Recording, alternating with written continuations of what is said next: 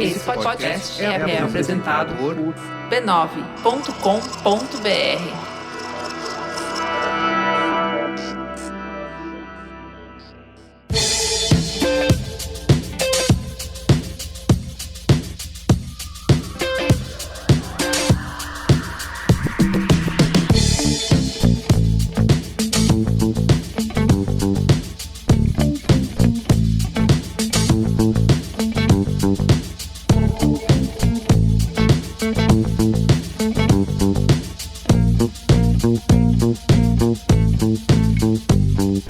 Olá, eu sou o Carlos Merigo, esse é o Braincast número 494. Estou aqui com Bia Fiorotto. E aí, Bia, tudo bem? Olá, Braincasters do futuro, tudo bem? Muito bem. Iago Vinícius, e aí, Iago? Boa noite, meus ouvintes do Metaverso. Muito bem, aí temos dois super convidados do futuro aqui nesse Braincast, Rosário Pompeia. Eu não vou nem, assim, arriscar falar o currículo dos nossos convidados aqui. Vou pedir que Rosário se apresente. E aí, Rosário, tudo bem? Como vai? Oi, tudo bom? Oi, Bia, oi, Iago, oi, Silvio. Tudo certo? Você falando aí do futuro, quase me senti um avatar. Eu sou jornalista, sou cientista política, fiz mestrado na área de comunicação e sou sócia hoje de uma consultoria de marketing que é a Alefil.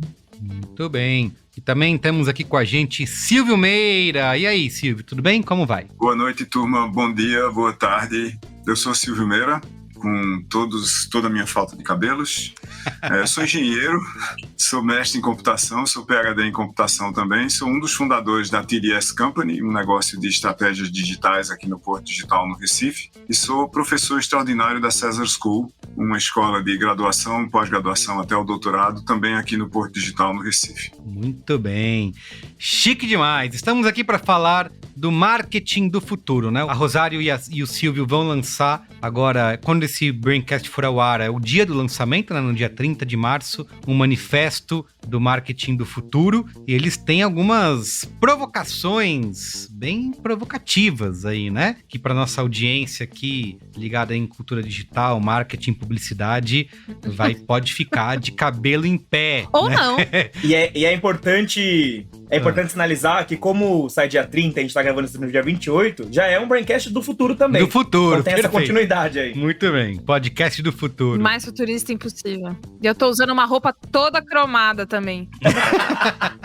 Só dar um spoiler aqui do que a gente vai conversar nesse Braincast, em que a Rosário e o Silvio vão apresentar um manifesto aí do marketing do futuro. Eles falam da diminuição do papel dos influenciadores. Veja só, o fim do marketing de produtos. Eles falam também que o termo audiência vai cair em desuso e que tem a necessidade agora de a gente desenhar uma estratégia de marketing com a lógica do algoritmo. Então, se você está preocupado ou de cabelo em pé, é pra ficar mesmo. Continua ouvindo esse Braincast, pra você estar preparado pro futuro, tá? Pra você não ficar de cabelo em pé depois. Quando o pessoal começar a te falar, você fala, eu sei, eu ouvi no Braincast. Isso aí, perfeito. Já estavam contando tudo pra você aqui. Muito bem, mas antes,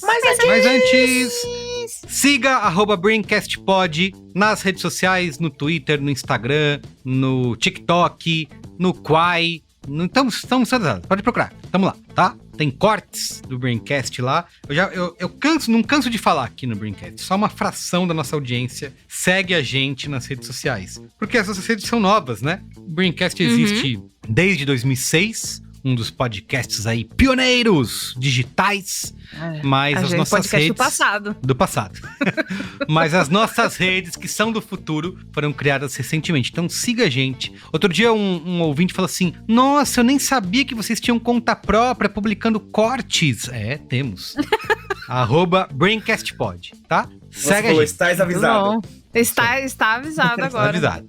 E também, por último, mas não menos importante, faça parte da Braincasteria Gourmet, que é o nosso grupo fechado, personalité, orgânico, vegan, lá no Telegram, né?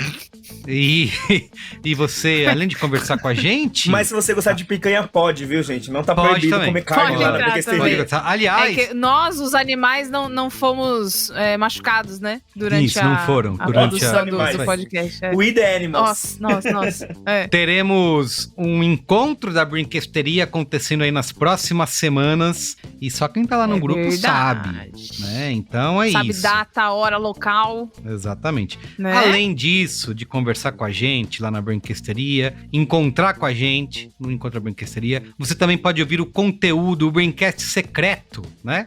Onde temos as histórias censuradas, né? Que não vão pro ar, é onde realmente a verdade acontece. Onde a gente tira o sapato, né, Merigo? Isso aí. Afrouxa o cinto, Cinturinha solta, né?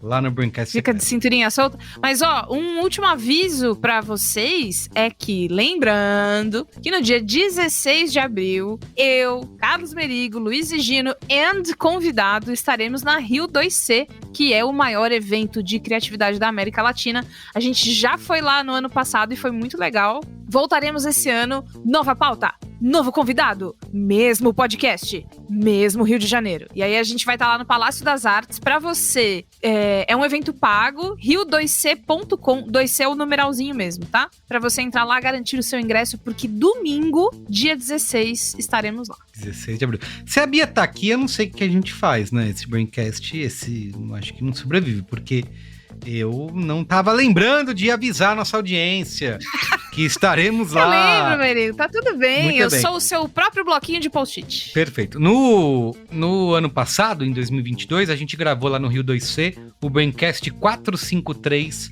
como os games estão transformando os negócios. Bia Fiorotto estava lá, aliás. Então... Eu tava lá, falando mal do metaverso e tudo mais. Isso aí. Antes de ser modinha falar mal do metaverso. Muito bem. Muito. Então é isso, estaremos lá esse ano e o Braincast ao vivo, gravado lá no Rio 2C, se você não puder estar lá, será publicado aqui no nosso feed, então fique ligado, tá bom? Tá certo.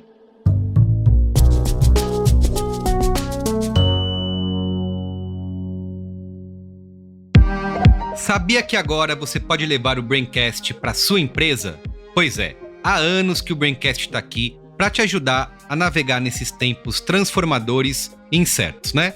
Entre pandemias e metaverso, algoritmos e fake news, conexão 5G, crise do clima, choques de gerações, são muitas mudanças tecnológicas e culturais que, obviamente, podem nos deixar bem confusos e ansiosos, né? Mas o Braincast está aqui, para a gente não perder a esperança no futuro. Mas também sem deixar de questionar o hype do futurismo exagerado que você sabe que rola muito por aí. É por isso que agora você pode contar com o Braincast para além do podcast, que tá toda semana aí no seu feed e nas redes sociais. Eu tô falando do nosso formato In Company.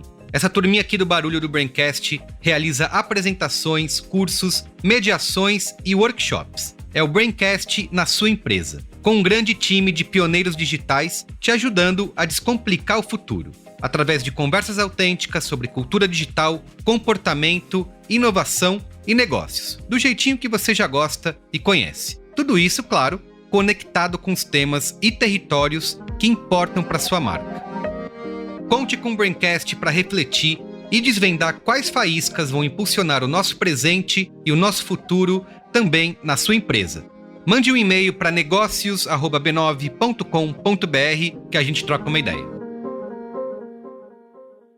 Vamos pra pauta?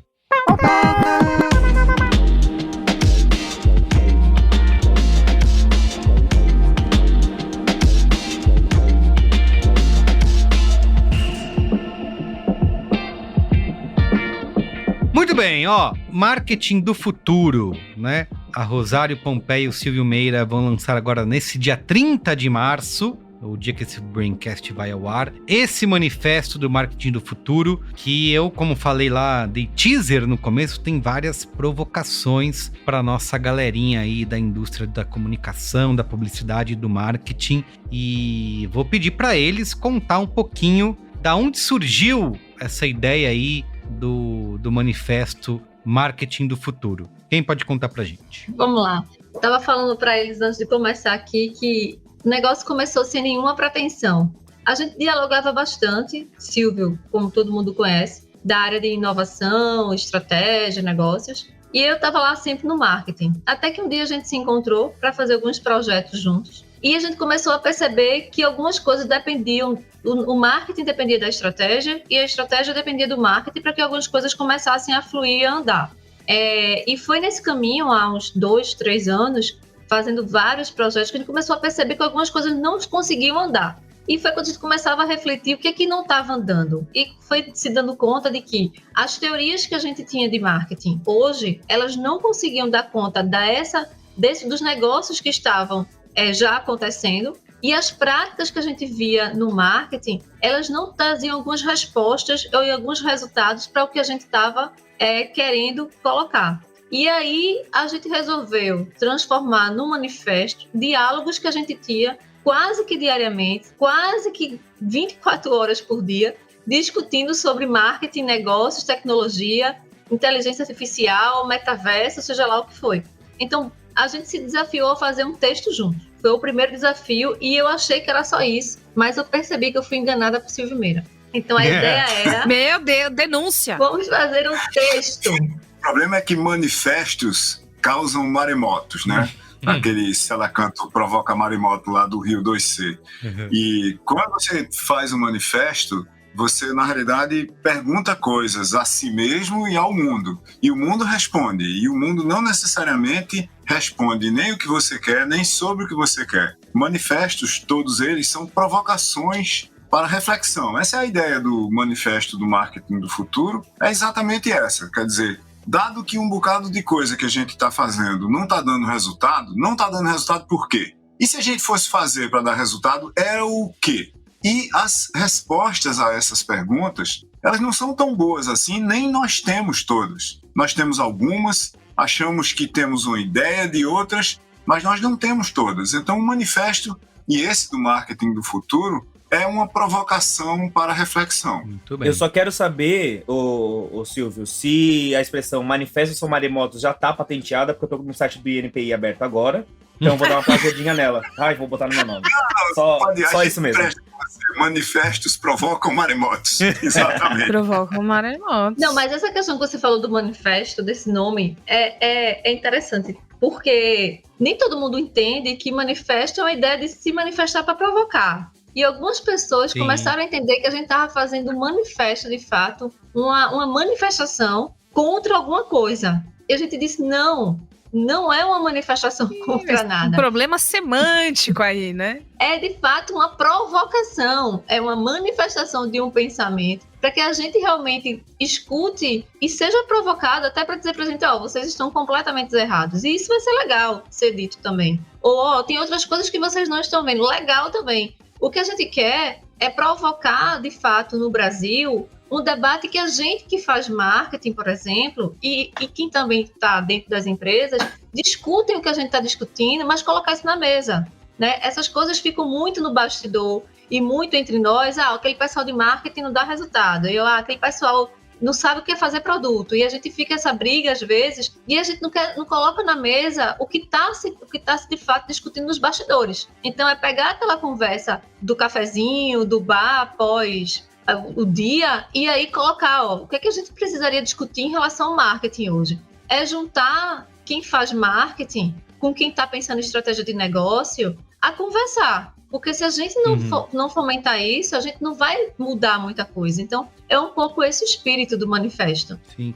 Você acha, Rosário, que nesse tempo, né, nesses últimos anos, as agências, as estratégias de marketing, elas demoraram, ainda não conseguiram se atualizar o suficiente para esses novos tempos que a gente vive? Ou tem pelo menos algum avanço, né? Você consegue enxergar algum avanço, obviamente talvez ainda não suficiente, mas ou ainda está todo mundo realmente parado no passado? Eu acho que a área de comunicação ela demorou a entender a grandiosidade do que era o digital, né? A gente, eu lembro quando eu comecei na Lefil, faz 15 anos que a Lefil existe. A gente foi uma das primeiras no Brasil.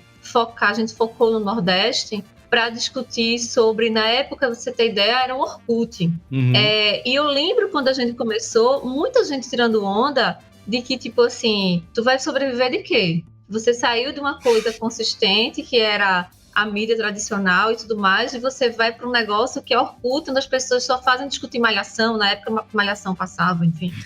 E eu fazia monitoramento das redes sociais. E, assim, as pessoas não entendiam, nem eu entendia. Eu só fui para lá porque, assim, era uma coisa nova, eu vi fora do país que alguma coisa estava bombando, não sabia muito bem o que era, mas eu queria me arriscar em alguma coisa que fosse diferente. Nem a gente sabia o que era. Mas isso demorou, né? E aí, quando foi entrou com uma lógica de canal, tipo assim, é a TV, rádio, jornal e o canal digital. Mas se entendia muito pouco ainda sobre isso. Eu acho que a gente foi provocada, as agências foram provocadas a entender mais do digital por conta de disputa de mercado. Como era visto como um canal, e o bolo publicitário começou a se dividir com as agências que começavam a surgir, especialmente de digital, e aí o mercado começou a pressionar: o que é isso? Não vai dar o lucro que a gente tem em relação à TV, por exemplo, mas assim, eu estou perdendo cliente para esse pessoal de digital que está aparecendo. Então, houve uma pressão aí do mercado em si. E aí a gente veio para uma pandemia que acelerou tudo. Ela não só acelerou comportamentos de compra no e-commerce, mas ela acelerou o marketing de uma forma de começaram a olhar para quem faz marketing de uma forma um pouco mais diferente. Então, eu acho que houve uma aceleração. Eu ainda acho que é lento, né? Eu acho que a academia, por exemplo, né, nossas escolas de comunicação, elas ainda estão... Se você for pegar um estagiário de comunicação, muitas vezes é assustador, mas ele não entende o operacional, o básico de se fazer algumas questões básicas. Tipo assim, existe um mundo que é online, que ele não está fazendo parte de quem está fazendo hoje a academia. Porque a prática do digital é a prática. Né? A gente estava falando, é prático demais. É como você fazer uma campanha, você tem que saber mexer naquela plataforma. E se você não sabe isso, você não tem como você discutir algumas coisas. Então, eu acho que é um conjunto, né? Acho que a academia acelerou muito pouco. O mercado sofreu uma aceleração por conta da pandemia, mas eu acho que a gente tem muita coisa em xeque, em jogo para colocar, né? A gente, por exemplo, iria discutir aqui modelo de negócio. Qual é o modelo de negócio hoje de uma agência? Como é que a agência vai sobreviver, por exemplo, vendendo apenas inteligência? E não vai vender mídia. Só vendendo criação, né? Criatividade sem ter a mídia, é verdade. E quem é a responsabilidade também de se pensar a estratégia do negócio? A gente vai continuar sendo um departamento ou a gente vai discutir um produto? Porque chega um produto péssimo pra gente e a gente tem que vender. E por que a gente não tá desde a criação? Iago, você tá rindo de alguma coisa. Do tanto que eu concordo com isso. Não tem nem como dizer em palavras. No material que a gente recebeu pra se preparar pra gravação, tem algumas coisas que eu queria perguntar, mas a primeira eu queria falar da parte interna. Vocês falam que, em um certo momento, não existirão mais produtos a serem envelopados, e sim serviços a serem vendidos e a serem pensados com marketing desde o começo. Olha, eu trabalhei numa empresa que quem me conhece sabe, entendeu? Eu não vou falar quem pra me evitar conhece, o quê? sabe. O problema, a dorzinha de cabeça, né? Evitar o processo. Mas enfim, trabalhei numa empresa grande e que sofria muito desse mal que vocês citam, que é o time de marketing não estava ali no começo. Então, quando chegou a bomba para eles, um negócio parecendo a embonha, com a mão na cabeça, o pé no lugar do nariz, e o pessoal olha e fala: entendi, isso aqui é o quê? Como é que você quer que eu venda esse treco aqui? Era sempre muito difícil e tal, então me anima a ideia de que mais pessoas terão a noção de que abraçar todas as competências da equipe desde o começo gera uma coisa mais harmoniosa, né? Algo que vai gerar até menos dor de cabeça para você que está aí na sua equipe falando mal do pessoal de marketing e tal. Às vezes respira um pouco. Mas enfim, a parte do produto. Quero saber, como assim não existirão mais produtos, existirão serviços? Que história é essa? A gente está vivendo um processo de saída da Revolução Industrial. A Revolução Industrial, por definição, é a revolução do produto, né? Você sai do estágio artesanal, que era exatamente quando, num único lugar, você concebia o produto, desenvolvia o processo, fabricava o produto, normalmente manualmente, e vendia o produto. tudo no mesmo lugar.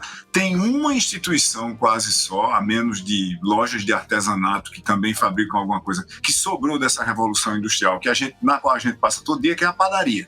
A padaria, indústria, comércio e serviços, tudo no mesmo lugar, tá certo? A padaria faz desde abrir o saco de farinha de trigo para fazer o pão, misturando fermento, manteiga, leite, assim por diante, até servir um sanduíche na ponta, que é serviço. Além de vender o pão no meio da história, que é comércio, vender mais um outro bocado de coisa. Esse conjunto de processos clássicos da Revolução Industrial, ele vem sendo modificado paulatinamente, mas ele está dando um salto agora. Quando você olha para produtos um pouco mais sofisticados, você vê o produto sendo conectado, a fábrica estendendo os seus limites para depois dela mesma e chegando mais perto do cliente final. Quando você olha para certos produtos de mobilidade, para Android, para iOS da Apple, por exemplo, Android obviamente de Google, você vê claramente o que eles fizeram. Eles criaram um serviço que embute o produto. Isso é o primeiro sinal dessa grande mudança. Fábricas de automóveis estão na mesma direção. Fábricas de produtos para cozinha estão indo na mesma direção. Ao invés de você comprar uma geladeira, você assina uma geladeira. Ao invés de você comprar um filtro d'água, você assina um filtro d'água. Você paga uma certa quantidade de dinheiro por mês para ter água filtrada em casa, porque você não quer ser dono do filtro.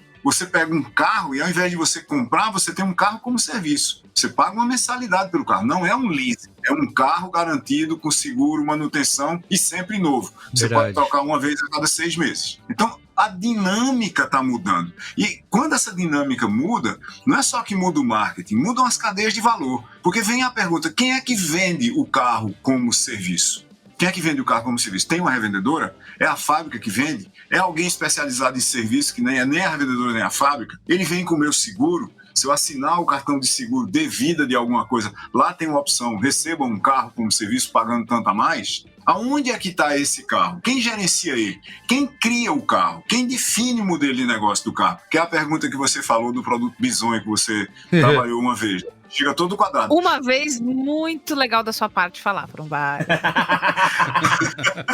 Veja, você não pode mais deixar o desenho do produto para os desenhistas de produto, apenas. As pessoas que entendem de pessoas têm que participar. As pessoas que entendem de modelo de negócio têm que participar. Se você transforma um carro num serviço, a fábrica passa a ter um problema de financiamento. Ao invés de fabricar um carro e vender, ela fabrica um carro e, aspas, serve o carro como serviço. Ao servir o carro como serviço, ela vai receber o valor do carro aos pouquinhos. Então tem que entrar um intermediário financeiro, tem que ter uma plataforma de suporte. Então, paulatinamente, um conjunto muito grande de produtos, de shampoo que você recebe como serviço, barbeador, né, desses de tirar barba mesmo, qualquer outra coisa que você pensar, suco, vinho. O Brasil tem o maior clube de assinaturas de vinhos do mundo.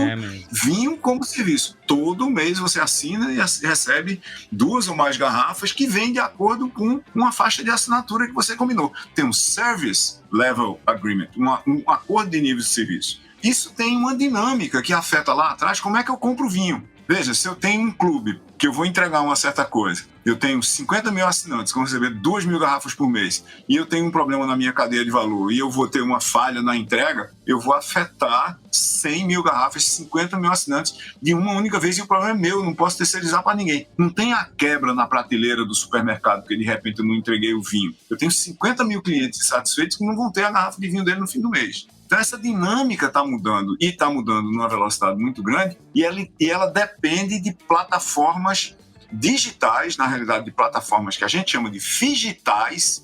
Tem a dimensão física, lá vai a garrafa de vinho, tem a dimensão digital, eu posso procurar o vinho, e a dimensão social dentro da mesma plataforma, eu posso me conectar com outras pessoas que gostam dos mesmos estilos de vinho que eu gosto, compartilhar avaliações com eles e por aí vai. Figital, físico, digital e social, com fluxos que vão desde o desenho de produtos até o atendimento final do cliente, passando pelo posicionamento do produto no meio desse fluxo na rede de valor, redes de valor e não cadeias de valor. Cadeia é esse, depois esse, depois esse, depois esse. Rede é todos esses ao mesmo tempo conectados, se relacionando e interagindo, em boa parte sem o meu controle e coordenação. Eu articulo, mas não controlo e coordeno. Essa é a mudança provocada por plataformas digitais que vem sendo criadas desde o começo da internet, que eu acho que as universidades não entenderam, as agências entenderam pela metade, mas quase ninguém faz integralmente.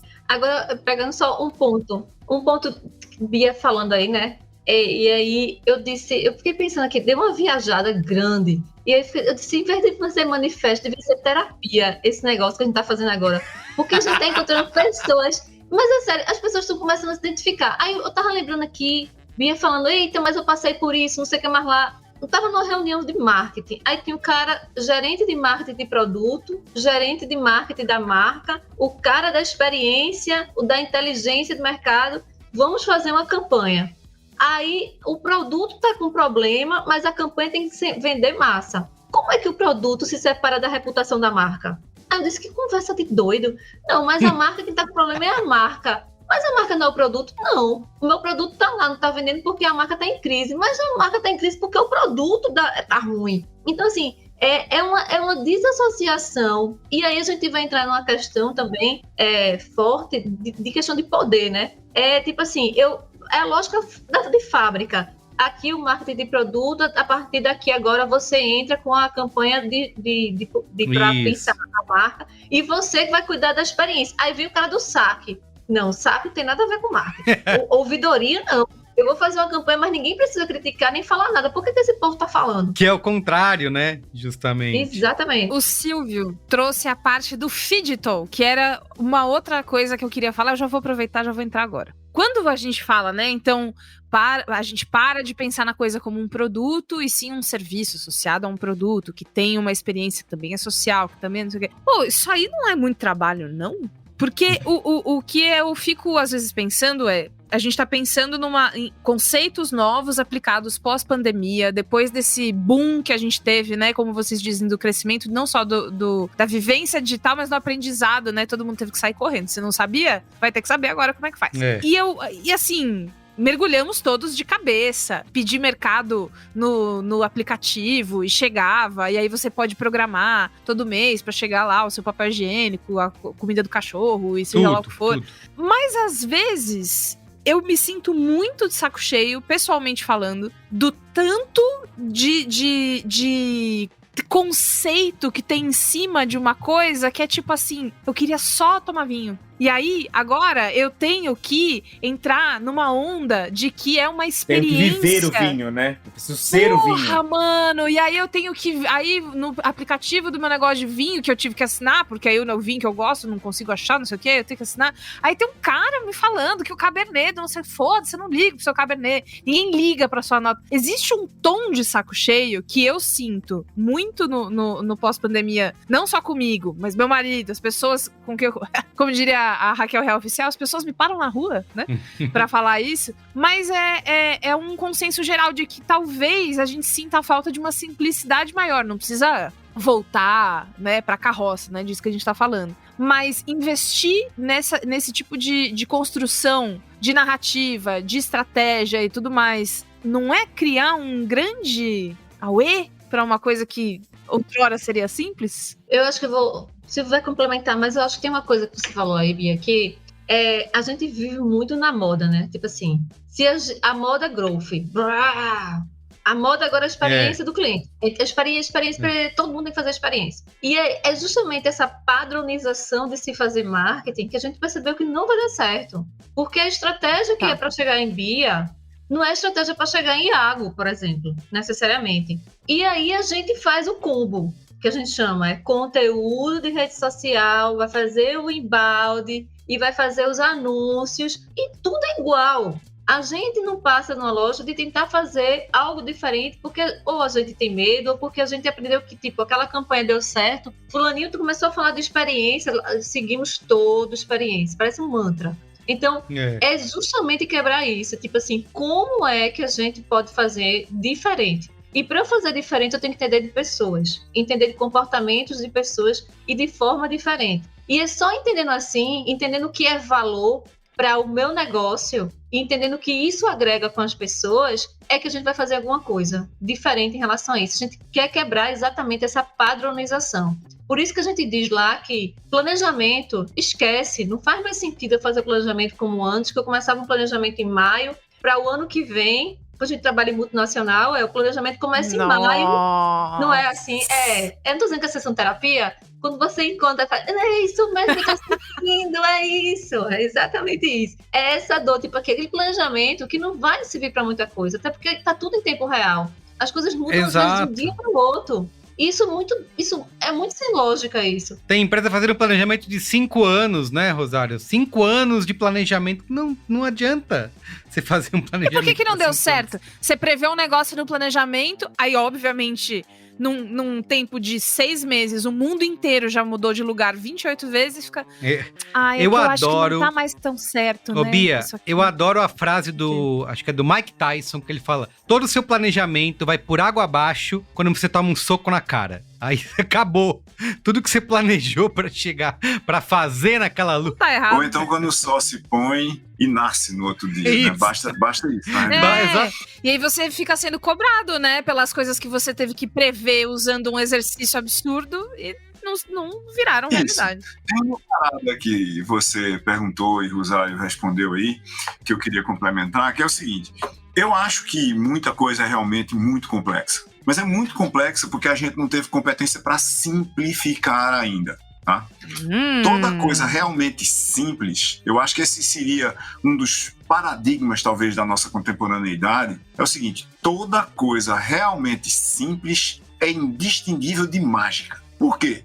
Porque por trás dela tem um conjunto de leis, de fundações, de processos, de tecnologias fazendo aquela coisa ser simples. Veja, o fato de você ter um smartphone onde você aponta uma câmera de 40 megapixels, tira uma foto que está sempre focada, tá certo? E compartilha imediatamente com o grupo da sua família todinha, que está espalhado em 40 países do mundo ou 40 cidades do Brasil, isso é indistinguível de mágica. Não é porque é tecnologicamente complexo, é porque do ponto de vista do usuário final, que não entende nada daquilo, é terrivelmente simples. Se você tivesse que fazer uma coisa do tipo, agora codifique a imagem usando sei lá que tipo de aplicativo. Agora depois de compactar, deposite não sei aonde. Depois entre com um código para fazer não sei o que lá. Desconte de uma conta que você tem de enviar imagens. Depois garanta que são as pessoas que vão receber, para elas só poderem abrir as imagens quando você receber um outro código de volta. Isso não ia funcionar, certo? O problema é que tem muita coisa na sociedade que é exatamente assim. O John Maeda tem um livro fantástico chamado As Leis da Simplicidade,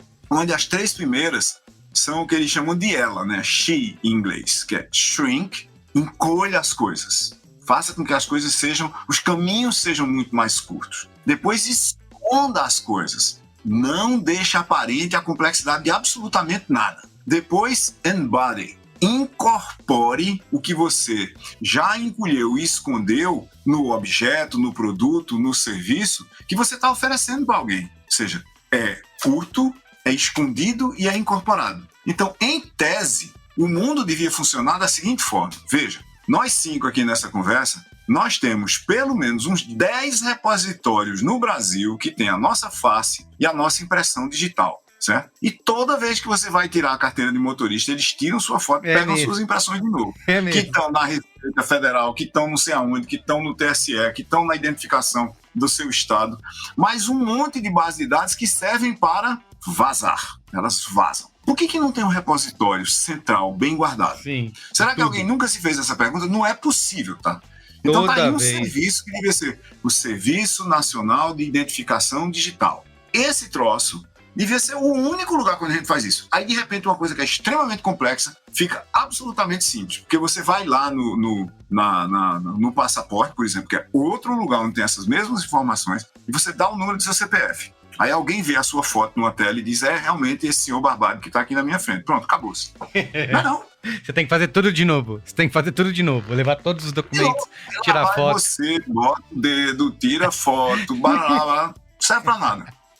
E aí a gente entra num problema muito grande da nossa sociedade, assim, né? Que é, quem que vai ficar com esse brinquedo de fazer esse repositório central, por exemplo? Eu acho que é uma coisa que é um ponto que vocês tangibilizam muito no estudo de vocês, assim, que é, cara, vai ter muita plataforma acontecendo, muita coisa acontecendo, e a capacidade de se integrar, de se conversarem, de se comunicarem e de se centralizarem é o que vai garantir o sucesso disso. Porque senão a gente vai ver uma coisa que eu já vi várias vezes acontecendo, e com nomes diferentes, que é a plataformização das coisas, né? Então aí todo mundo vai ter sua plataforma. A Bia vai lá, faz a dela, eu faço o meu, o Merico faz o Nossa, dele. Deus me livre e guarde. Depois Deus. de plataforma virou comunidade, depois de comunidade virou experiência, toda hora ganhando nome novo. No fim das contas, fica tudo na conta do Facebook do Elon Musk da mesma forma.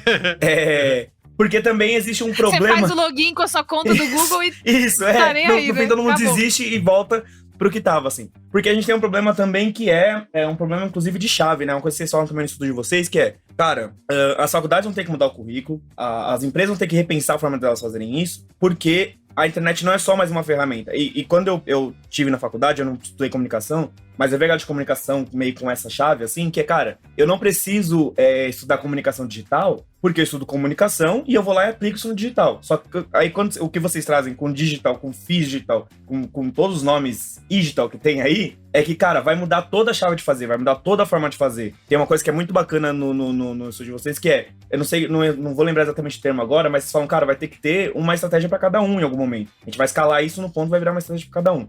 Só que isso vai ter que ter uma mudança de chave também de consumo, né, de comportamento. Eu vou ter que parar de me irritar de assinar um clube de assinatura de vinho. Eu vou ter que estar numa chave de que seja lógico entrar no clube de assinatura de vinho. Por quê?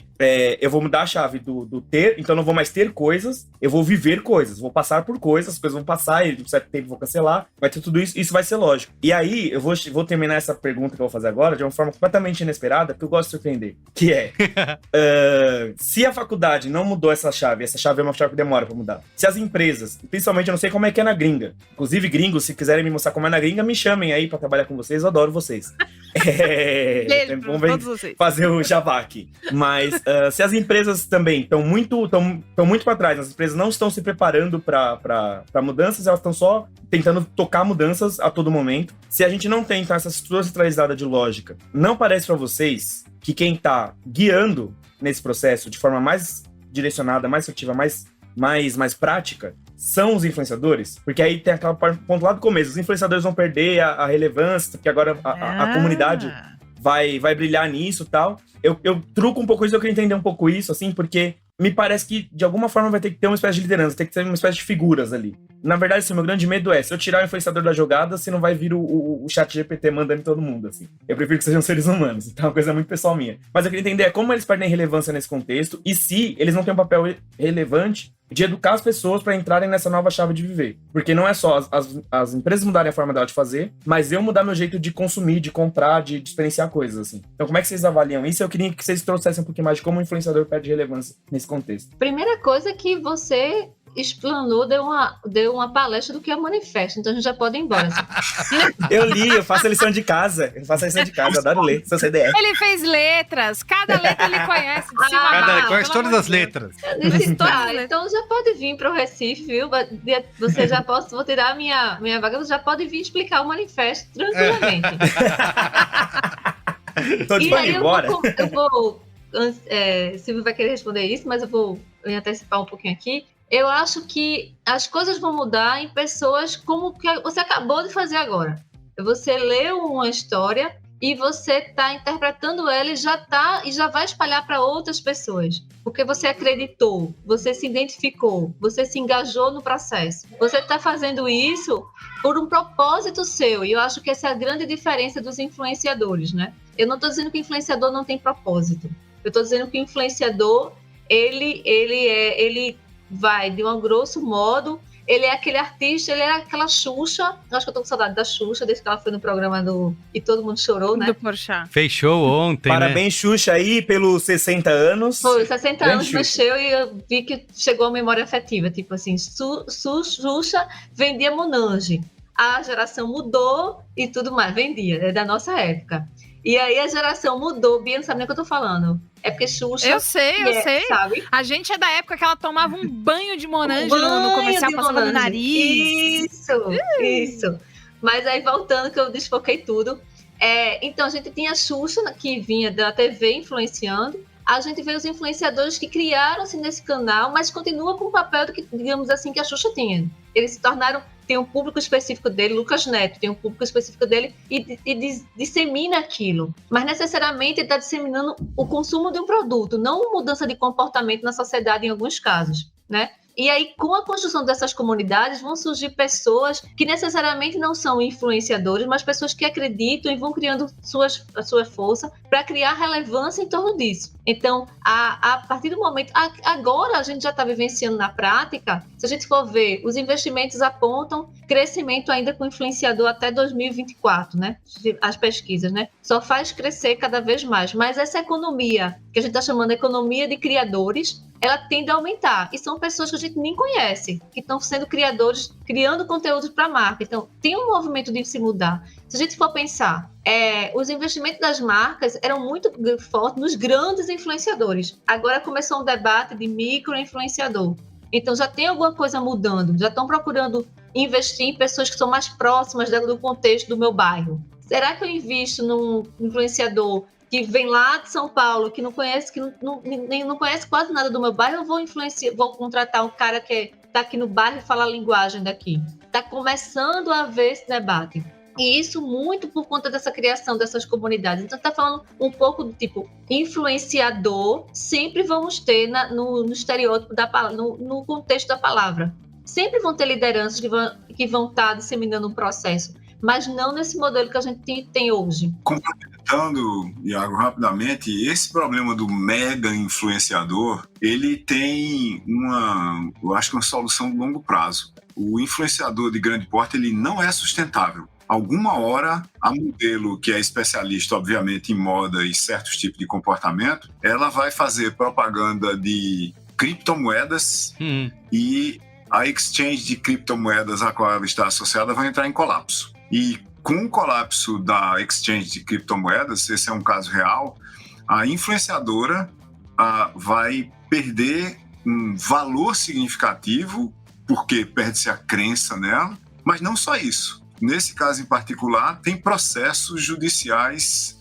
em curso. Então, em última análise, você pegar uma marca de chocolate ou de cerveja ou de qualquer coisa que você tem, e você confiar no julgamento de uma pessoa e o que é que essa pessoa vai fazer com essa marca para o longo prazo, e você vai estar jogando provavelmente com marcas que valem centenas de milhões ou bilhões de dólares e está ali na mão de uma pessoa e ao bel prazer dela de manhã, por exemplo, acordar com a pá virada e dizer um bocado de coisa que não devia dizer e afetar negativamente não só a marca, o valor da marca, mas eventualmente destruir uma parte de uma comunidade inteira, isso não é sustentável. Uma das coisas que a gente defende é que o marketing do passado, ele tinha o seguinte papel, né? A Bia já disse isso claramente aqui. Eu tenho um produto na mão e eu tenho que procurar clientes para o meu produto. Dado o produto, quem são os clientes? O marketing do futuro, a gente defende que vamos formar comunidades, vamos articular ecossistemas de agentes interdependentes e razoavelmente equipotentes. O Zé já disse, a gente sempre vai ter gente que é mais ou menos influenciador, mas a gente não quer gente que lidera 2, 3 milhões de pessoas numa comunidade de 10, porque isso desequilibra e desestabiliza a comunidade no médio prazo, ela deixa de ser sustentável, para uma vez a gente tendo formado as nossas comunidades, a gente ter o problema inverso. Isso é a inversão do modelo de negócio. Dado que eu tenho as pessoas que acreditam em mim de alguma forma, que eu consigo articular de alguma forma, quais são as soluções que elas precisam para os seus problemas, mesmo que elas não saibam que têm os problemas. A gente não vai descobrir tudo perguntando para as pessoas. Elas não sabem. Às vezes, nem que têm os problemas. Mas se eu tiver um mínimo de confiança e articulação com essas pessoas, eu posso fazer uma coisa mágica. Eu posso descobrir quais são os problemas delas. E aí eu posso descobrir quais são as soluções para esses problemas. Normalmente, quando a gente pensa do ponto de vista de design, você ter a especificação ou o desenho do problema e do contexto onde o problema acontece é 80%, 90% da solução do problema. E design é um problema intrínseco associado a marketing. Começa em design da comunidade. Qual é o tipo de comunidade que eu consigo articular com as minhas forças e fortalezas naturais, com as minhas competências, habilidades e recursos que eu tenho agora e que eu posso atrair para o meu negócio? Né? Aí eu mudo esse jogo. Eu não preciso, se eu tiver a capacidade de formar comunidades sustentáveis, eu não preciso de influenciadores no modelo atual, de mega influenciadores que carregam 10, 20 milhões de pessoas e todos os problemas que vêm com isso. E se você quiser entender mais sobre comunidades, então assina a Burguesaria Gourmet, que é a comunidade mais envolvida no Brasil, que é uma comunidade que ela é anti os comunitários ali. Então, assim, o pessoal lá fica o dia inteiro falando e conversando e sendo amigo e trocando experiências. Quando a gente chega, fica uma coisa, assim, um silêncio. Eles já se desenvolveram, já é uma coisa à parte. Desenvolveram a Qualquer parte. A gente vai pagar pra eles, Legal. na verdade. Vai ter cashback. E isso que o Silvio falou é uma coisa que, assim, tá muito ligada até à lógica da celebridade que o marketing, né, a publicidade sempre trabalharam ao longo das décadas, que é, né, você confiar nessa pessoa, nessa única pessoa com grande potencial de mídia para divulgar o seu produto e de repente ela tá em vários ao mesmo tempo. A gente simplesmente pegou e replicou. Tudo bem que agora a gente tem mais pessoas, a quantidade aumentou, mas a gente tá seguindo a mesma lógica de números na planilha de audiência, né? Então, eu queria entrar num ponto que tá aqui, infelizmente o nosso tempo é curto, a gente não vai conseguir entrar em todos os pontos do manifesto, né? Mas você depois vai poder acessar o manifesto na íntegra, que a gente vai botar o link aí na descrição desse episódio. Mas vocês falam de uma coisa que pode, para algumas pessoas, pode até soar como um contrassenso, né? Ainda mais numa época de tudo online, né? Depois de pandemia e tudo, que é o espaço físico ganhar relevância. Eu nunca teria colocado isso no manifesto, porque não teria tido esse insight, mas eu, de maneira inconsciente, até percebi como isso realmente tem essa importância. Em alguns eventos que eu fui, né, eu estive na semana passada, retrasada, no SXSW, em Austin, que a gente cobre todo ano aqui no B9, e como é importante para as marcas a criação desses espaços e dessas experiências em que você vai ter um envolvimento próximo com a marca, nem que seja desde ganhar um brinde, experimentar um produto, ou só realmente ter uma oportunidade de tirar uma foto em alguma coisa legal que essa marca proporcionou no mundo físico, né? E de que por mais digital que seja o seu serviço ou o seu produto, como é importante você ter esse pé no mundo real, né? Queria que vocês falassem um pouco disso aí, dessa relevância que o espaço físico ganha nesse marketing do futuro. Começando aqui para complementar, Merigo, é o seguinte: você é físico. Todo mundo que está nessa conversa aqui é físico. E você não vai matar a sua sede com um download de água. Não existe isso. Água é água mesmo, e a gente vai ter que tomar água numa garrafa, num copo, num pote, seja lá onde for, beber direto na torneira. Tem uma coisa que eu acho que muita gente esqueceu, por exemplo, shoppings fazendo marketplaces para tirar as pessoas de dentro do shopping, né? Que de repente você começou a depreciar o espaço físico, que é a coisa mais preciosa que um shopping tem. Você cria toda uma ambiência, né, no shopping para atrair as pessoas, para elas terem uma experiência que passa por um projeto arquitetônico e na decoração, por desenho de corredores, por fluxos físicos, pela disponibilidade de restaurantes, bares e cafés, de pontos de parada numa jornada física que você está fazendo. Aí, de repente, você bota um marketplace para vender para pessoas que não vão vir ao shopping. Como assim? Qual é o papel do shopping? Ele passa a ser um centro de distribuição? Como é que você remunera aquele espaço físico, às vezes caríssimo, que você botou no meio da cidade de São Paulo, por exemplo? Não funciona. Nunca iria funcionar. Já você criar uma dimensão digital e outra social para um shopping com o propósito de atrair pessoas para o espaço físico ou mantê-las conectadas a um conjunto de noções, de ações, de percepções, de aspirações conectadas a esse espaço físico, enquanto elas estão sozinhas ou se relacionando com outras pessoas, na sua ou em outras plataformas onde você também está, isso pode criar valor adicional e estender o valor do espaço físico. Mas o físico estará lá porque nós somos físicos e ainda por cima gregários. Não é que nós somos manadas, nós somos gregários. Nós humanos temos o hábito ancestral que vem da nossa própria inception aqui no planeta, da gente viver com outras pessoas. É muito difícil você achar alguém que é verdadeiramente eremita. É o solitário completo que não quer ter nenhum relacionamento com ninguém e ainda mais um relacionamento físico. Calor humano faz sentido pra gente. Daí a importância renovada do espaço físico. Mas não o espaço físico commodity. O espaço físico onde tem as mesmas coisas que eu vou fazer online. Eu tô indo comprar um tênis. Eu já sei qual é o meu número, sei qual é o tênis. Por que eu não mando trazer em casa e se eu não gostar eu mando de volta pra trocar a cor, por exemplo? Porque é muito chato fazer troca no correio. Ave Maria, pelo amor de Deus. Todas aquelas experiências que precisa de shrink, hide and embody. Aham. Essa questão do físico, e aí reforçando o que o Silvio estava falando, a gente ainda gosta de se encontrar com alguns seres humanos, né? Outros a gente não gosta, alguns a gente não prefere não encontrar, mas outros a gente quer encontrar. Não tem como, né? Não. E tem algumas experiências, vamos pensar um show com todo mundo, tipo Coldplay. Vamos pensar em Coldplay. Eu estava discutindo essa semana, tipo, eu gosto da banda. Foi antes da história deles cancelarem, me arrependi profundamente porque não fui. Mas assim, eu não sei se eu me arrependi porque eu não fui ou porque todo mundo tá numa vibe de ir pra tudo que é show pós-pandemia. Agora tá. Então você quer fazer parte de alguns momentos que tá todo mundo indo. Isso é muito inerente e isso é marketing, né? Você quer fazer parte de alguns movimentos. E alguns movimentos só acontecem fisicamente. Então tem um pouco disso. Por que o Instagram faz tanto sucesso? Não são fotos em casa. Você vai fazer algumas viagens para dizer para as pessoas que você foi para o festival em Austin, você não entendeu nada do que foi dito, mas você está lá. E as pessoas vão te achar relevante por isso. Então o físico ganha uma relevância, né? Eu fui para uma viagem, essa uma porcaria, mas todo mundo no Instagram tá vendo que eu viajo para algum lugar. E adorei. No Instagram foi tudo lindo. Exatamente. Tem outra coisa, em termos de orçamento, propriamente dito, é que o custo por lead do Google, ele é muito mais caro, às vezes, do que o custo por lead de eu pegar o e-mail do cara que vai na minha loja.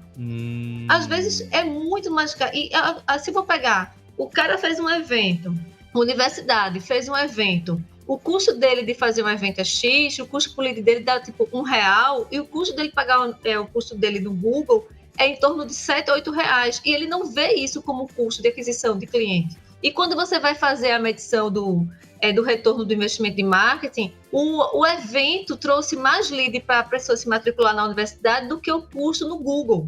E essa conta não é feita. Então, assim, o físico tem uma relevância. Aí tem um outro grande debate que a gente tem uma mania no marketing, que é: nasce uma coisa, a gente tem que matar a outra. Parece que as coisas não podem conviver. Isso, né? isso. O digital vai matar não sei quem, o rádio matou a TV, que vai matar o digital, e todo mundo sai matando tudo. Gente, as coisas elas podem conviver no ecossistema. E isso faz parte. Não é porque a gente é digital que a gente deixou de ser físico. Não é porque a gente é físico que deixou de ser social. Então, isso é uma forma articulada de dizer, a gente que trabalha com digital necessariamente não é contra o físico. O físico tem sua contribuição, porque vira até concorrência na hora de fazer um plano de mídia. Não, o dinheiro vai mais para digital, vai para a TV. Não, vai mais para cá.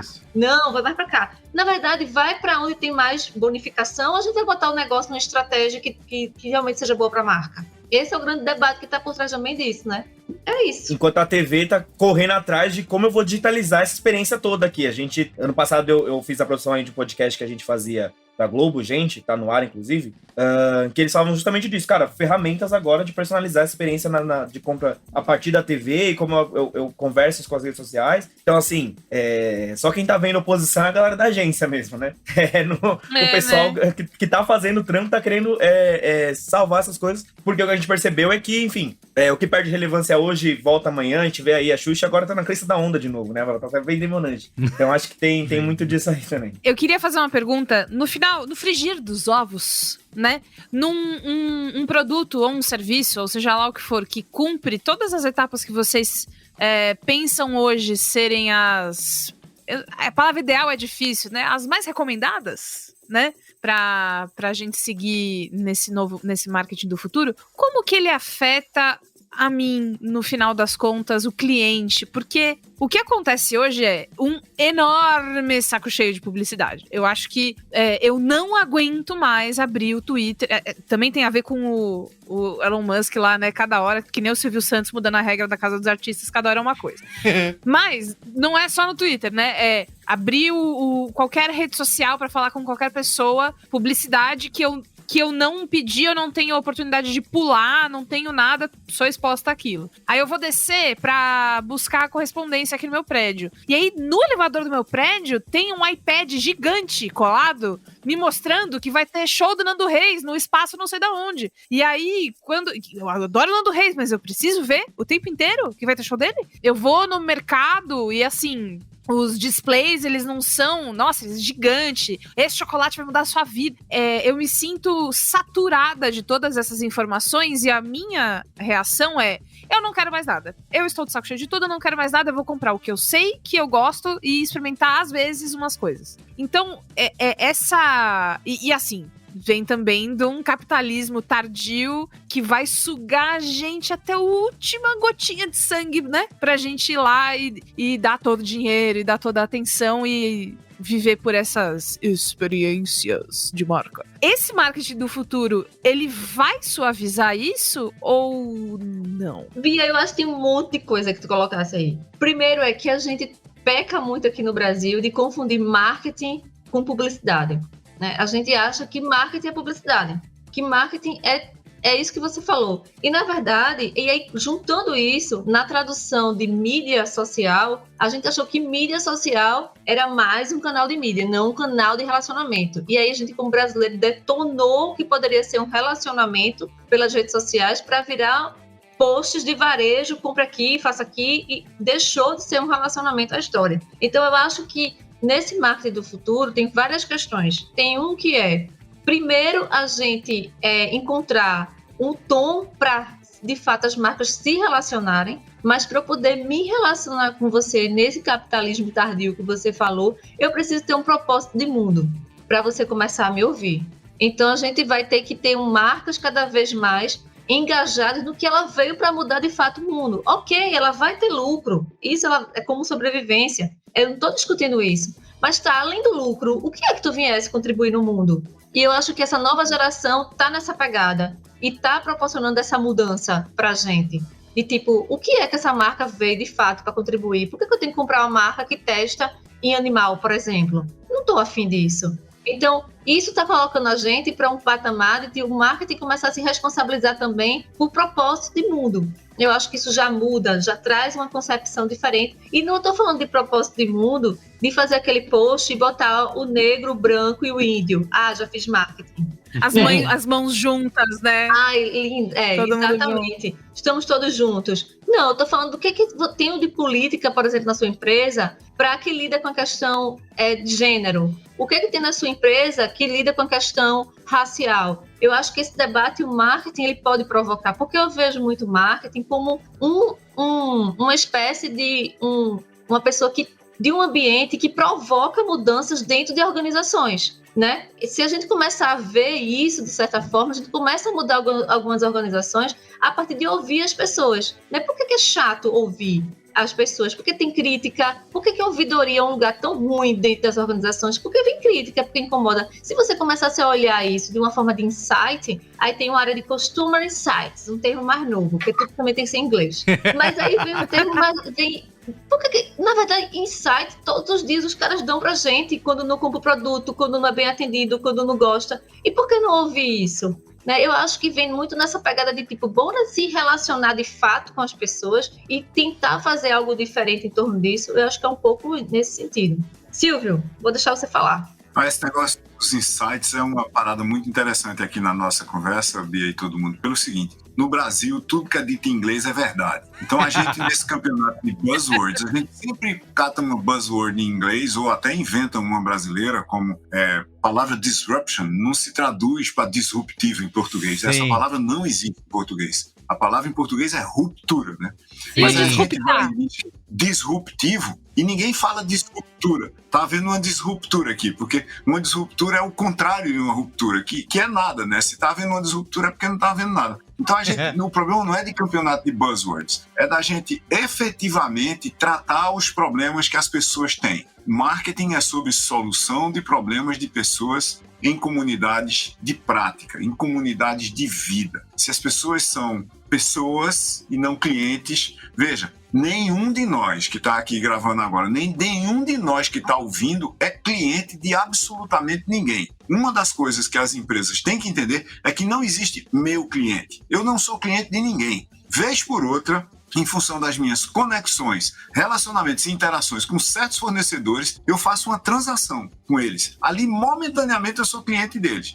Mas o resto do tempo eu sou pai, eu sou avô, eu sou filho, professor, biker, batuqueiro de maracatu e por aí vai. não existe, Silvio Meira, cliente de ninguém.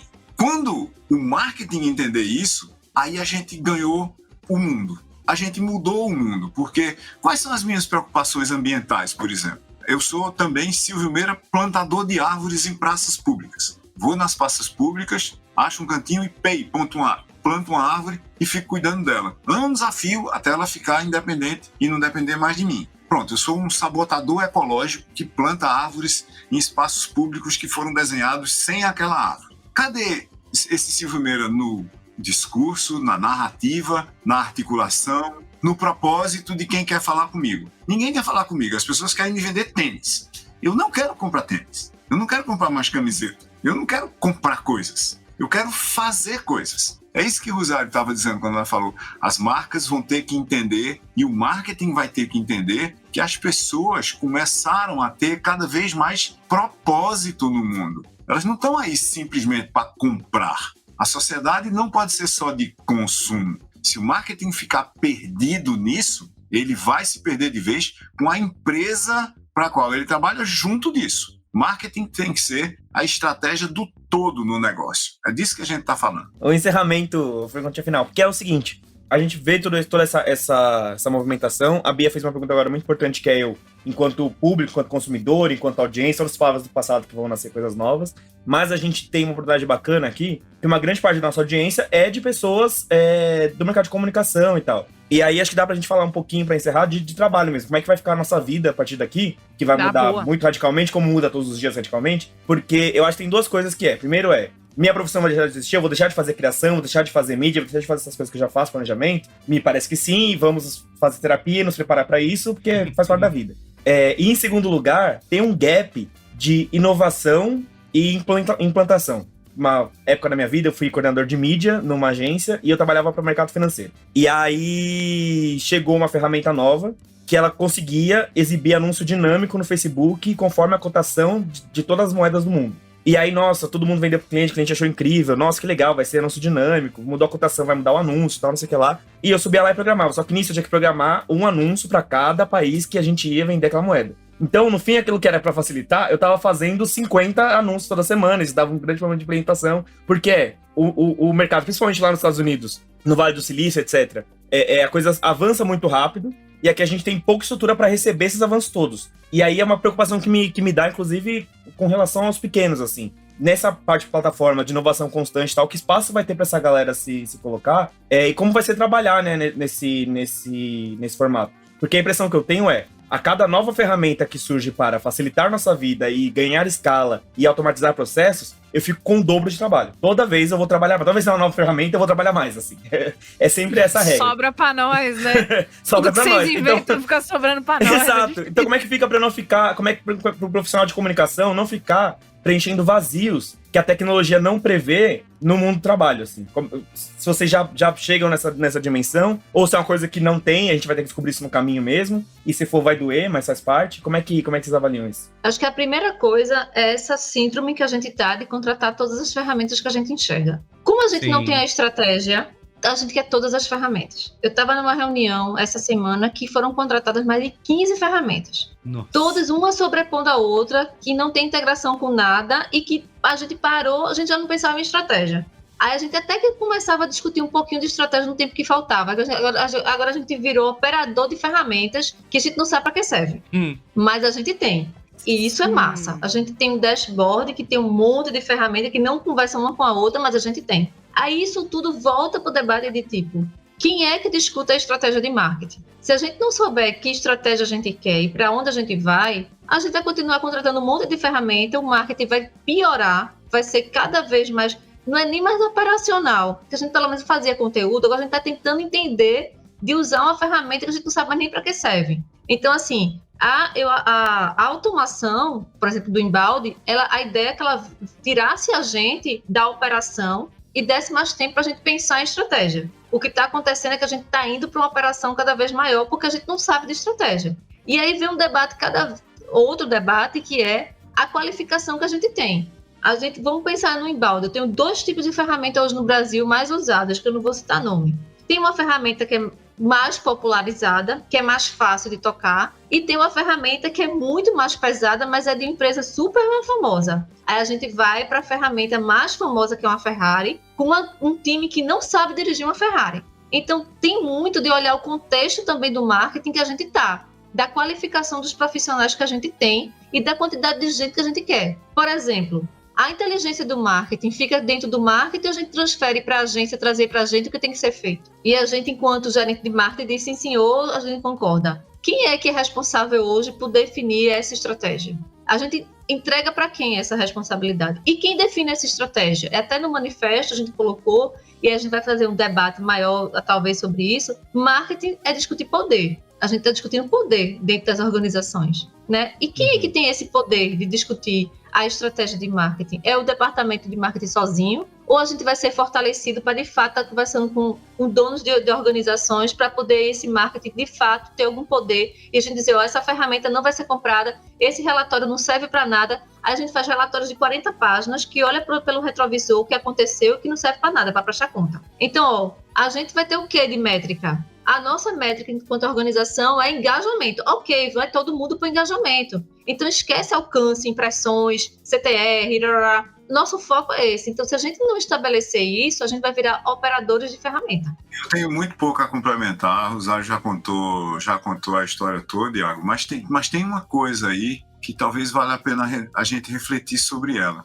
É muito provável que as ferramentas e plataformas que a gente tem para lidar, mesmo com o marketing como ele é agora, elas não tenham chegado no ponto ainda onde elas têm, por exemplo, a sofisticação algorítmica para a gente automatizar certos processos verdadeiramente. Eu criar alguma coisa que cria um fluxo, esse fluxo é acompanhado e eu tenho embutido na ferramenta a capacidade de tomada de decisão, pelo menos semi-automática, de o que vai acontecer se eu chegar a determinados pontos. Isso, em escala e para muitos públicos ao mesmo tempo, quase não existe. Ou quase não existe com a performance que a gente gostaria que existisse. A ideia que eu acho que a gente tem de um marketing do futuro, no futuro próximo e não no futuro distante, é que haja capacidade algorítmica nas organizações para você descrever o que é que você quer criar, para você descrever o que é que você quer medir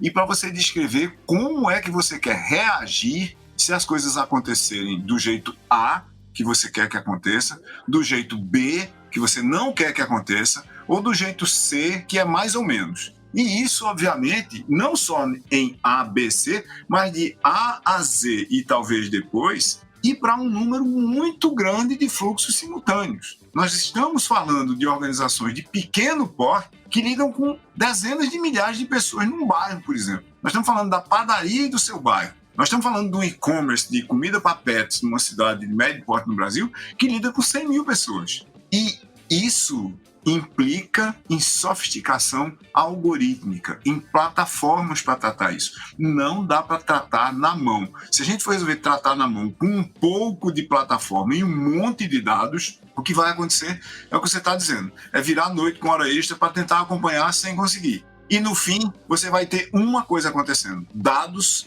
não gerando análises e decisões, mas dados gerando mais dados. Eu pego um bocado de dados, ponho num painel, fica tudo bonito, brilhante, aqueles ponteirinhos para lá e para cá. Aí se chegar alguém realmente interessado em resolver o problema, perguntar o que está acontecendo. Ninguém sabe dizer, fica aquela conversa de economista de elevador, né? Se não, subiu isso, seja lá o que for, e isso caiu. Como isso subiu e isso caiu, então isso ficou no mesmo lugar, porque os dois subiram e sei lá mais o quê. E aí a gente fez isso, mas a gente não sabe o que aconteceu. Porque ontem subiu a venda e hoje caiu a venda. Então, estamos fazendo o quê? Nada. Esse é o problema. Dados têm que servir para análise de decisões e mesmo nos negócios de médio porte, análises e decisões terão que ser algorítmicas. E nosso papel vai ser escrever os métodos de análise e decisão, inclusive. Ou então, fazer hora extra. Muito bem, ó, pra gente, antes de finalizar aqui para Qual é a Boa, eu tenho uma perguntinha final e um pedido para vocês divulgarem aí, quem quiser continuar entendendo mais do marketing do futuro. Primeiro, queria perguntar para vocês como fazer na prática o marketing do futuro né? Se vocês têm algumas dicas e caminhos aí para quem quer colocar tudo isso para acontecer, fazer tudo isso, colocar tudo isso em prática.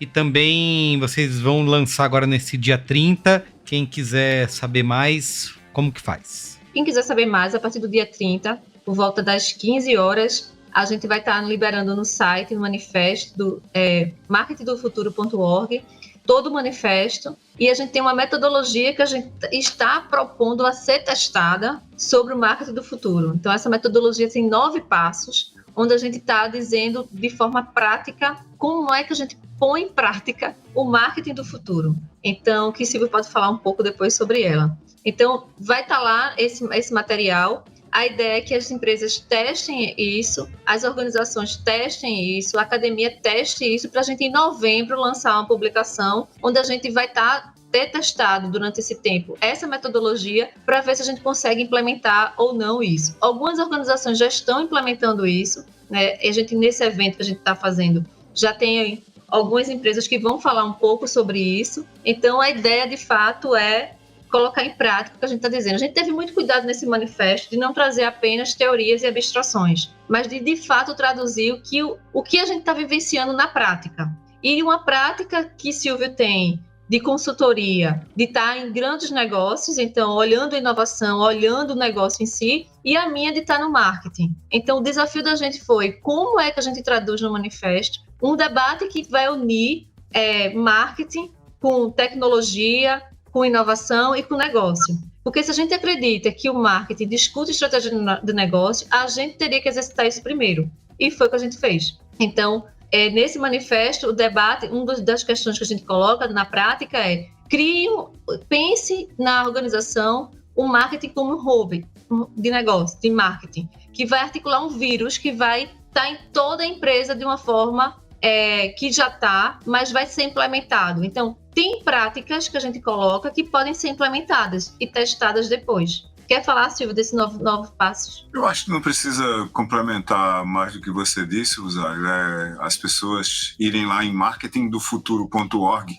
Já está no ar, mas a partir de 3 da tarde de quinta-feira, dia 30 de março, as pessoas vão poder baixar o manifesto e os sinais e ações associados ao manifesto para tentar usar esse manifesto na prática, para tentar fazer com que o manifesto se torne prática dos negócios, lembrando sempre que nós próprios estamos testando ainda e vendo o que é que funciona e o que é que não funciona, e obviamente nós estamos completamente abertos para críticas, para dúvidas, para contribuições adicionais, para gente que venha para a gente e diga: não é nada disso, a gente tem uma proposta muito melhor e é essa daqui. A gente não tem nenhuma preferência pela nossa proposta. A nossa proposta é uma de verdadeira discussão de o que é que está acontecendo no marketing agora, principalmente o que é que não está e o que a gente deveria fazer para transformar marketing na verdadeira estratégia dos negócios, porque o papel original de marketing é diminuir os atritos, facilitar os fluxos e aumentar significativamente a eficiência e a eficácia das transições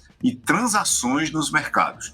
Transições quando os mercados mudam e transações quando as pessoas se encontram e realizam trocas. E assim, só para finalizar, eu acho que está na hora da gente, enquanto Brasil, ir para os festivais internacionais com produção acadêmica do que a gente também tem como experiência aqui. A gente vai para ouvir o que os Estados Unidos está fazendo, o que a Europa está fazendo, e volta encantado. Parece que a gente é um bando tapado. E a gente tem um monte de coisa. O que eles falam necessariamente não é tão diferente do que a gente passa. Eles podem ter mais dinheiro, ok, mas tem muita coisa que a gente tem aqui para dizer. E a gente diz muito pouco. A gente se coloca num lugar muito periférico. Então a ideia é tirar a gente da periferia do marketing e ter uma dimensão muito maior. Para que no próximo ano, por exemplo, em Austin, a gente chegue lá e comece a dizer: a gente tem o que dizer também. A gente chegar no Web Summit da vida, a gente também tem o que dizer, não só ouvir. Então isso eu acho que é muito a essência do que é o Porto Digital aqui no Recife. A gente se incomoda muito de estar no lugar só, de estar recebendo, mas a gente quer construir. E isso no marketing é uma das propostas. Você sabe que esse ano, né, Rotary, lá em Austin, acho que foi o recorde de brasileiros, né? Tinha sim.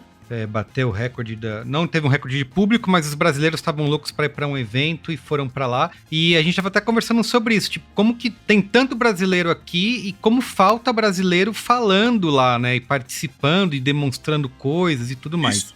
Fala aí. É aquela síndrome de, no Brasil, tudo que é dito em inglês é verdade. Né? Exatamente. E a gente tem um outro problema, né? A gente tem vergonha de falar inglês mal. Tem. A gente tem que seguir Ariano Suassuna. Ariano Suassuna dizia que o brasileiro tem que se orgulhar de falar qualquer língua estrangeira perfeitamente mal. A gente não precisa falar bem. A gente tem que chegar lá e comunicar o que a gente está querendo dizer. Os indianos fazem isso, o pessoal da Europa do Leste faz isso, os africanos, os asiáticos fazem isso. Exato. Mas a gente não. A gente quer falar com sotaque de Oxford sem dizer nada. Se não É fala melhor a gente perfeito, não fala. É melhor falar com sotaque de Itaperuá, tendo alguma coisa a dizer. Perfeito. Boa. Muito bem. Então é isso, gente. Com isso, Aê! vamos para o Qual é a Boa? Vamos! Qual é a Boa?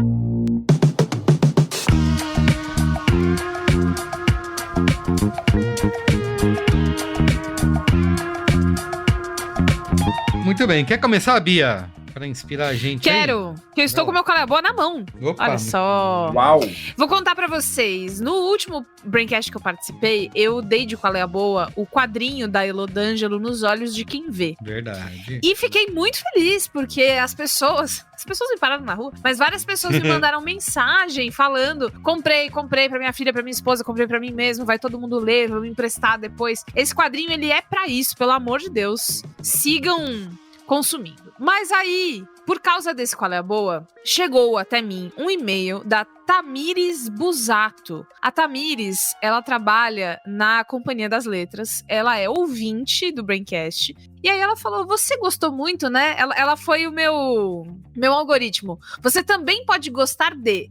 E me contou sobre a Liv Strömquist, que é essa artista, autora, escritora, quadrinista, apresentadora sueca. E ela me falou: você tem um novo lançamento dela aqui, mas você já leu? Eu posso te mandar tudo, se você quiser. É a trilogia de quadrinhos dela, que começa com A Origem do Mundo, uma história cultural da vagina, ou A Vulva versus o Patriarcado. E a capa, pra você encontrar aí nas livrarias e tal, é uma bailarina menstruada com a calcinha suja de sangue. E aí eu falei: não li nada, manda tudo. E não me arrependi. Eu terminei o primeiro livro agora, né? Esse é A Origem do Mundo. E eu fiquei muito impressionada com quando uma pessoa tá com muita vontade de comunicar e ela tem todas os seus talentos domados para aquilo que ela quer fazer. Cara, que foda. Que quadrinho. É um quadrinho, tá? É um quadrinho muito bom. E ele desenha toda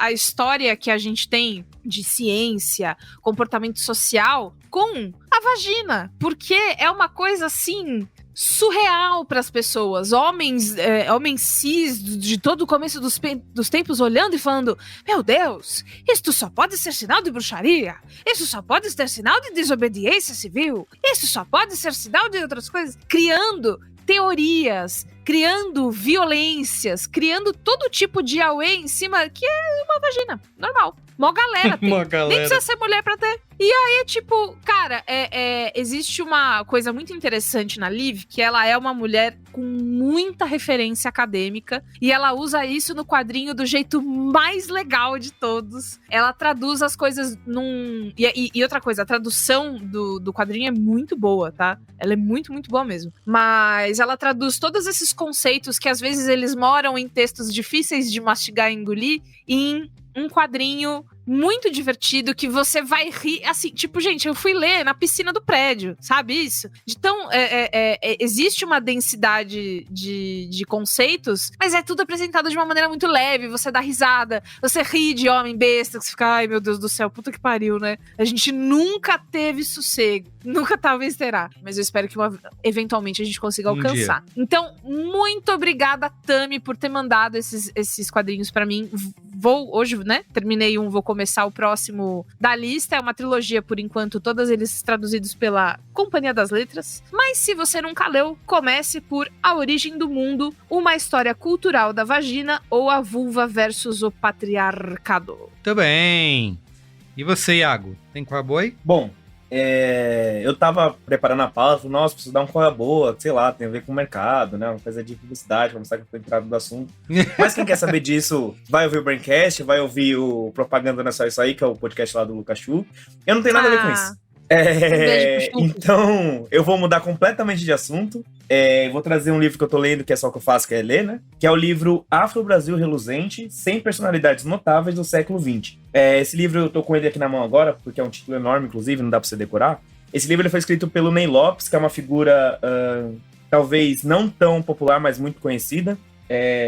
Uma figura que eu amo, assim, é um intelectual negro brasileiro, um sambista de grandes hits aí, grandes sucessos. E que uma vez ele foi reconhecido como intelectual pelo Roais do dicionário, e aí ele se tornou intelectual de verdade, então já tem diversos livros publicados aí sobre a questão negra no Brasil, religiosidade, enfim. Todas essas coisas de negro mesmo. Tudo que é de negro, ele vai atrás. Aí ele fez esse livro, que eu acho que é uma proposta incrível, de tão leve que ela é.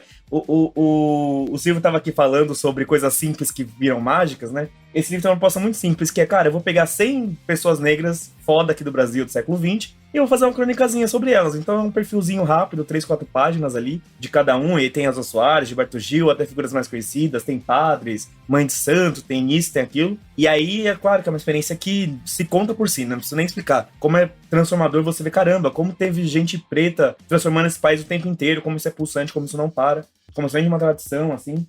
E por ser rápido mesmo, são coisas que a gente vai adquirindo, vai vendo fichinhas. Então hoje é um músico, amanhã é um teólogo. Pelo que eu tô vendo, não tem uma lógica de distribuição dos nomes. Então uma hora você tá vendo sobre MV Bill, no momento seguinte você tá vendo sobre um padre dos anos 40, assim. Então é uma experiência muito massa, assim, de leitura. Eu acho que como a gente tem falta muita referência mesmo, né? As pessoas, elas conhecem, não entendem tanto de antirracismo. Primeiro, porque elas são racistas mesmo. E segundo, porque elas não têm muito onde pesquisar. Então esse é bom um how start, assim. Acho que é um livro que podia se chamar Negros do Brasil for Dummies também, assim. Então, beabá, assim. Muito bom. Então, recomendo muito. Muito bem. E você, Rosário, tem qual é boa aí pra nossa audiência? Eu tô confusa o que eu teria de boa. Primeiro eu pensei numa praia, pra gente conhecer sempre no final de semana. Era uma Ótimo. boa, né? Ter esse exercício. Vou conhecer uma coisa nova. Vou conhecer uma praia. Acho que era um exercício. Mas depois fui para as séries. Aí eu fui para a série que eu tô assistindo agora, que é You. Não sei se vocês conhecem, na Netflix. Que tem um roteiro fantástico de narrativa. Ou seja, o cara consegue... Ele é um psicopata, tá? E ele consegue matar as pessoas, consegue chamar as pessoas a partir da narrativa que ele desenvolve. Então ele estuda muito bem as personas e ele cria a estratégia não é de marketing, de matar as pessoas a partir do que... Eu não tô dizendo que é pra gente estar fazendo isso, tá? Eu não tô dizendo isso. Eu tô dizendo o seguinte, que o cara... Ele entende muito bem qual é o público, ele conhece o hábito daquela pessoa e ele vai, a partir disso, criar uma narrativa que engaja todas as pessoas que acabam morrendo. Mas é muito interessante. Então, chegou a nova temporada e ele agora vai ser a última, né? Que... Parece, né? Exatamente. E o que é interessante é que ele encontrou agora um cara que faz exatamente isso que ele faz. Então, a disputa é quem é que consegue ter aí um discurso mais forte para que vai conseguir ver a história.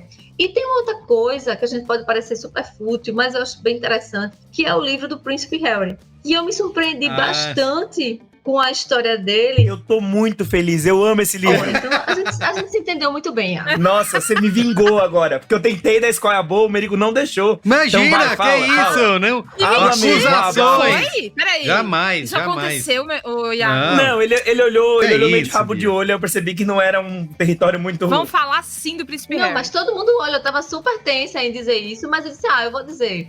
Porque, veja, tem uma história, tipo, vamos esquecer a história dele pessoal e tudo mais, mas assim, ele traz como a mídia pode massacrar um ser, e ele traz como é que funciona os bastidores das equipes de marketing dentro daquela realeza.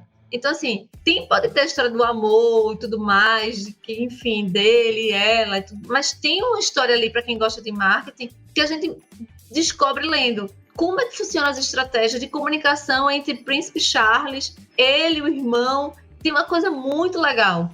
E aí vale a pena ler bastante, eu gostei bastante. E eu estava em dúvida, se eu digo ou não digo, mas eu vou dizer. Então acho que Claro. Tem assim, uma série mais pesada, que é de um psicopata. Você pode ir numa praia e você pode levar um livro do Príncipe Harry. Dá para fazer tudo isso no domingo. Ótima dica, toda conectada. Muito bem, ó, antes do Silvio encerrar aqui, eu vou indicar um filme que está disponível aí nas locadoras digitais, que se chama Ela Disse, She Said. É dirigido pela Maria Schrader, que ela dirigiu a série Nada Ortodoxa. Maria de também. quê mesmo? Desculpa, Maria não Schrader. anotei aqui. Maria Duvido. Schrader. Schrader. Schrader.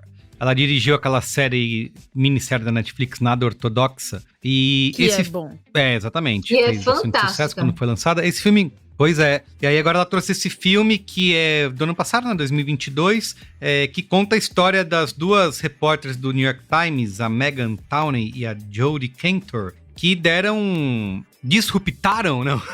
Fizeram uma ruptura aí de um dos maiores, de uma das histórias mais importantes da nossa geração, que é o movimento do Me Too, onde elas fizeram toda a investigação ali do caso do... Como que é o nome dele mesmo lá? Do mano da... Harvey Weinstein. Exatamente, do Harvey Weinstein. E é um filme que, assim, ele é basicamente como o jornalismo funciona, né? São duas repórteres trabalhando para trazer essa história da maneira mais responsável e da maneira mais impactante possível. Então, talvez não... tipo um filme que você vê no primeiro ano de jornalismo, assim? Putz, vai ser, certeza. Vai virar mais um filme de aula de É jornalismo. tipo o caso do Bebê Diabo, né? Exato. Isso, nossa, é verdade. Tipo o Spotlight, né, que ganhou o Oscar um ano desses. Assim, talvez acho que para a maioria das pessoas não seja um filme tão, digamos, um entretenimento, né, ou uma diversão ali como o cinema às vezes promete, porque é isso, né, o quão emocionante pode ser um filme de duas jornalistas trabalhando numa redação, né? E aí o filme tá bastante focado nisso, né? Nessa ética jornalística, de como elas vão trazer essa investigação à tona. Então, acho que para quem trabalha na área, né, como a gente aqui, né, de comunicação, ele vai ser mais importante, relevante e divertido do que para grande parte do público. Mas ainda assim, ele traz esse componente aí de como você faz com que as pessoas, até a própria Gwyneth Paltrow, né, que foi uma das que vieram a público falar, como que você faz essas pessoas falarem, né, de algo que é todo um sistema que trabalha para que elas não falem, né, não é só uma... Como que quebra o ciclo, né? É isso, porque o que o filme, no fim das contas, vai mostrar, isso não é spoiler, né, isso foi uma coisa que foi amplamente falada na época, é de que não é só uma pessoa, mas que você tem toda uma indústria e um mercado trabalhando para silenciar essas pessoas, então isso tudo fazia parte de um sistema que elas ajudaram a quebrar. Tudo que isso que a gente tem hoje, né, o ESG, as empresas trabalhando contra o assédio, com políticas, tudo começou a partir disso. Às vezes, trabalhando mais ou menos. Às vezes não, mas ainda, pelo menos, algumas estão começando a fingir que se importam, né? Que antes nem isso, né? Então, isso tudo começou acho que por isso que é um dos movimentos mais importantes da nossa época, que é o Me Too. Então, o filme aí, o Ela Disse, o She Said, acho que traz um thriller, né? Que vai trazer um pouquinho de como essa história toda começou, tá disponível aí nas locadoras digitais, Google Play, Apple, enfim. Então é isso. Silvio, finaliza aí, traz um qual é boa pra gente. Tá. Eu gosto de coisas normalmente distópicas e coisas que são criadas em cima de cenários que a gente não pensa normalmente. Eu leio muita ficção científica e o tipo que eu mais gosto é ficção científica próxima. Uma coisa que aconteça nos próximos, sei lá, décadas, ou muitos anos, mas não muitas décadas. E o Tim Mohan escreveu um livro chamado Infinite Detail.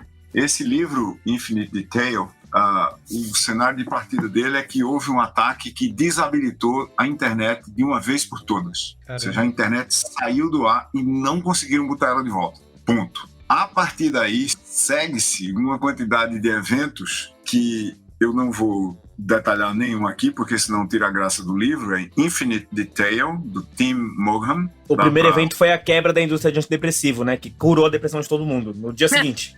Exatamente tudo. Mas só pra gente ter uma ideia do tipo de coisa que passa a acontecer e que leva a gente muitos e muitos anos pro passado. Antes da pandemia, logo antes da pandemia, eu estava embarcando num voo aqui no Recife e de repente o piloto disse: senhores e senhoras, nosso voo vai decolar atrasado, porque o aeroporto está sem internet. Eita. O aeroporto está sem internet, o que é que tem a ver com a decolagem do avião? Isso. Aí o piloto continua, disse: antes da internet e antes dos sistemas de equilibrar as bagagens no porão do avião, havia especialistas locais que sabiam exatamente o que botar onde, o que amarrar como. Isso era feito muito rapidamente com especialistas humanos, que nada mais, nada menos eram carregadores de avião, que iam lá nos porões e essa mala vai aqui, essa daqui vai ali, o cachorro vai não sei para onde e assim por diante. E agora esses especialistas não existem mais, porque é um software que diz o que vai onde. E esse software está ligado lá na esteira de bagagem, que pega o peso de cada bagagem, rotula com um certo código que diz onde é que a bagagem vai ficar dentro do porão do avião. E agora tem uma galera lá embaixo, isso o piloto dizendo, né, eu estou contando a história como contada pelo piloto, tem uma galera lá embaixo que está fazendo isso na mão, sem nunca ter feito antes. Nossa. Meu Jesus, toda amado. O avião, Na unha. Na unha. O voo atrasou mais de 1 hora para decolar. Agora, imagine isso olhando para as cadeias globais de valor, de suprimentos, de segurança, inclusive. Você não tem mais veículos compartilhados em aplicativos, não consegue mais pedir comida. Não, morre. A gente perde o emprego. Não chegam mais containers de suprimentos que vêm de outros países. As cadeias de valor de supermercados deixaram de funcionar porque ninguém sabe mais onde é que estão os fornecedores, porque eles estavam todos, aspas, na internet e assim por diante. Infinite Detail, Tim Mogham, como é que a gente volta a viver num mundo que não tem internet? Perfeito. Muito Doido. bem. Sabe que numa viagem que eu fiz, eu perdi o meu celular passando no raio-x lá do aeroporto, deixei meu celular na bandeja, e aí o meu desespero foi, eu vou chegar na cidade quando eu tenho que chegar, o que eu vou fazer? Eu não vou sentar lá e não... E assim, É claro. como que as pessoas faziam antes? Chegavam na cidade, pegam um táxi e vai pro hotel, acabou. Como que eu vou chamar um carro sem seu celular? E assim, o meu problema foi isso, não foi nem pensar, caramba, tô sem celular, mas é como que eu vou fazer? Eu não tenho pra onde ir, vou ter que voltar pra casa, né? Eu não tenho o que fazer numa cidade estrangeira sem o meu celular. Enfim, até você se dar conta dessas pequenas coisas, né? Sem entrar Exatamente. nesse desespero. Muito bem, Muito bela bom. dica, Silvio. Gente, incrível. Antes de terminar, eu tenho um Momento Faustão. Momento Faustão, manda aí. Olha, nós estivemos no karaokê na sexta-feira passada, comemorando o aniversário da Ju e o aniversário do Caio, meu cônge. Seu ponto. Aí a gente foi no karaokê pra, cantar samba, né? Que é isso que a gente faz no karaokê. A gente pula no palco e a gente canta um Jorge Aragão, canta um Revelação. É isso que a E gente sem vai internet, né? Não entretendo precisava as de pessoas, né? Não, mentira, precisava de internet porque o catálogo de músicas era no site. Era Isso, no QR canal de Code, músicas viu? da Eu quero fazer essa denúncia. Songbox.info. E o QR Code não tava funcionando. O Songbox.info nunca deixou ninguém na mão. Mas enfim, a gente tava lá e a Ju subiu pra cantar no palco, Ju Valauer. E aí eu ouço do casal do meu lado assim: É a Ju do Mamilos. Não é a Ju do Mamilos. Não, é a Ju do Mamilos, sim. Você acha que ela vai estar aqui? E aí, sabendo que seria muito divertido, eu falei: ai, vocês estão se perguntando se é a Ju do Mamilos? Aí eles: sim. Aí eu falei: sim, somos todos nós, né? A galera do podcast tem corpo físico, como já conversamos hoje. Esse casal muito simpático, muito querido e que mandava muito bem no karaokê também, era Henrique bem pagodeiro. Peixoto. E Bem pagodeiros ele também. Bem pagodeiros contextualizar. também. Henrique Peixoto e Dani Querino. Dani super mamileira também. Henrique Peixoto também do nosso bonde do Braincast. Um beijo pra vocês dois. Muito gostoso encontrar pessoas tão gente boa numa sexta-feira de calor e diversão. Muito bem. Então é isso, gente. Fica por aqui o Braincast de hoje. Prazer conversar com vocês. Obrigado, Rosário. Obrigado, Silvio. Votem sempre aqui no Braincast. Um beijo. Tchau. Beijo. Valeu, galera. Tchau.